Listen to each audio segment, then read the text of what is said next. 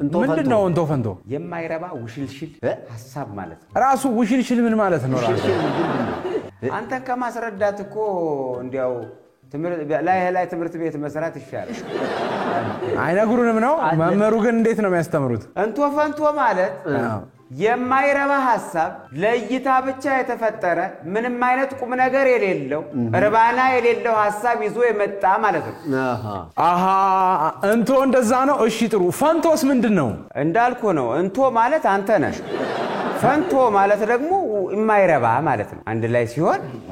የማይረባ ሐሳብ አንተም አትረባ ለማለት ነው አዎ የተለያዩ ጠቃሚ ሙያዎችን ወይም ደግሞ ክራፍቶችን የሚሰሩ ሰዎች እይታ የላቸው ማህበራዊ ሚዲያ ላይ በአንጻሩ ግን ቀኑ ሙሉ ስለ ቅሪላ ሲያወሩ የሚውሉ በሐሜት በስድብ የታጀበ ውሎ የሚያደርጉ ሰዎች ደግሞ ተከታዮቻቸው የትየለሌ ናቸው ግን እዚህ ጋር ቅሪላ ምንድነው ደግሞ